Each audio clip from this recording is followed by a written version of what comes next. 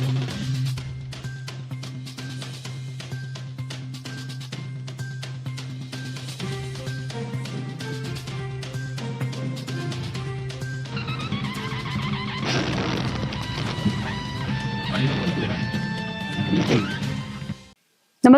आपण पाहता हिरकणी न्यूज.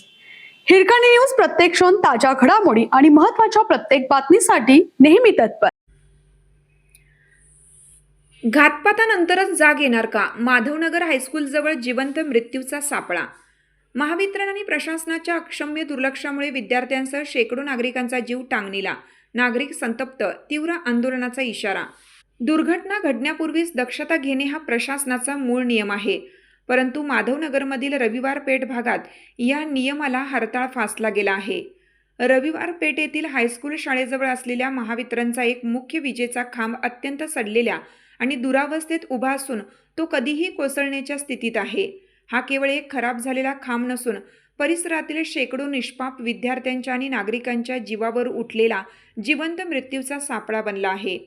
स्थानिक प्रशासन आणि महावितरण या गंभीर बाबीकडे साफ दुर्लक्ष करत असल्यामुळे आता जनतेतून तीव्र संताप व्यक्त होत आहे.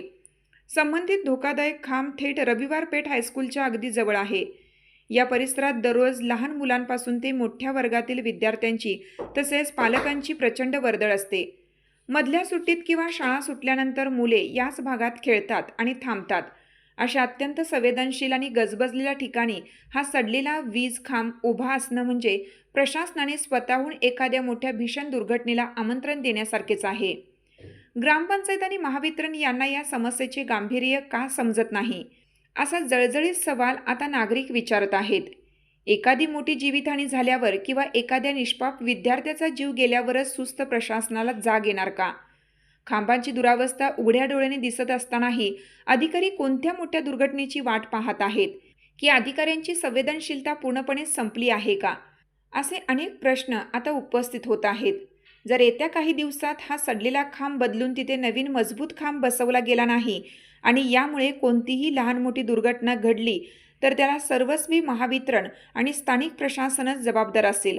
वेळ पडल्यास तीव्र आंदोलन छेडण्यासही आम्ही मागे पुढे पाहणार नाही.